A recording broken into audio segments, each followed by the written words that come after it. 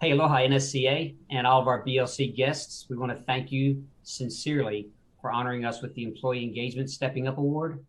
We've got Hunter, our Employee Engagement Manager here. You can look him up on our website. He truly has a title at IST. We took this pandemic as hard, I think, as everyone else did. And it gave us a chance to refocus the types of communications that we were sending. And I think Christine really did an outstanding job of keeping our team apprised on a daily basis of what was happening. So Christine, why don't you talk about that effort? Yeah, thanks. So obviously when COVID first hit, it was kind of like the initial stage of panic and not sure what to do. We immediately transitioned to working remotely.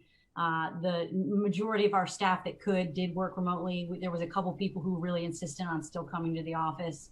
And then all of our technicians just went remote directly to the job site. So they just wouldn't even show up to our office. They would just go directly to the customer site. Interestingly enough, we found out that productivity increased, which is awesome. And then my focus was just on communication, constant communication. I really wanted to overload people with almost too much communication, although I did not have any complaints. So everything from, it was daily, everything from where to get tested to what restaurants were open to the new rules that, with the governor changing the proclamations every other day. It was trying to figure out like what different island could we go to and not have to quarantine. And so it was just a variety of information that I would send out. And then it focused on getting PPE. Remember in the beginning, PPE was really hard to get. And so I ended up, I think it was in the first week of realizing that this was serious. I went out and basically purchased as many masks as I possibly could, and I gave them to everybody and gave them enough even for their family. We transitioned our Monday. We have a Monday morning all hands meeting where everybody comes to the office and we talk about everything from safety to leadership to disc styles to how to do things better in the field, be more efficient.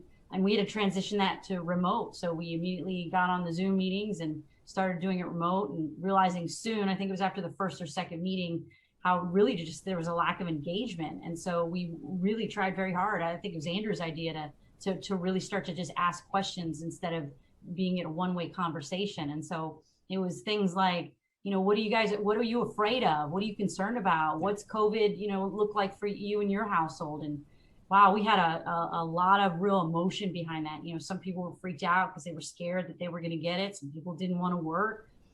Some people had kids that they were trying to figure out how they were going to do school from home.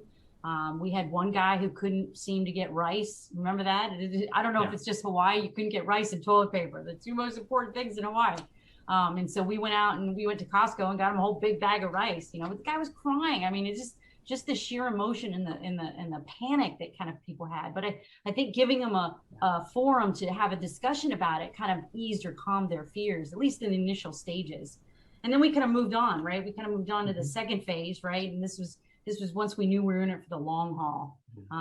And the tough part there was, I moved from moving to daily communication to weekly, so it wasn't as constant because it didn't need to be. But remember how we were just really struggling with how to maintain continuity with our people and engagement. A lot of times we didn't know what people are doing because no one was showing up to the office anymore.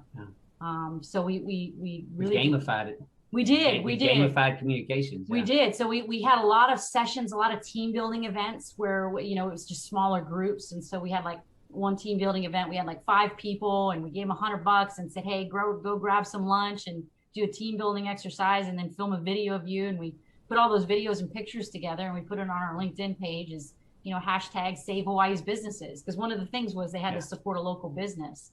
If anybody was in the office on Fridays during this time, we bought lunch for everybody in the office, but it had to be a local business. So again, I think just really important to support our community during that time in any way that we could. And if that meant supporting or patronizing local businesses, we would. I mean, that was important. Yeah, we definitely incentivized that, and we incentivized, the teams to participate in that, and we would help support that, financially whenever and wherever we could. There was a lot of engagement around the workplace and working properly. There were teams on the island that we would be on site with that weren't wearing PPE or wearing it properly or paying attention to the hand washing rules.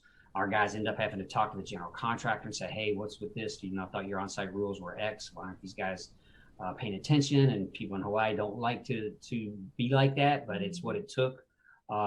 So I think our team were leaders amongst the working community here on the job sites we were on, and we received commendations from some of the project managers for the diligence that our team showed in keeping their hands washed, keeping their tools clean, keeping their work area clean, keeping their PPE on. So it was well done. It was a big team effort all the way around. Yeah, we did everything we could to help facilitate work in whatever capacity that was, whether that was supporting parents that had to deal with children in the whole school at home situation, to we gave a bunch of people a stipend to be able to purchase equipment to work from home, whether that's a desk or an extra keyboard or a bigger monitor.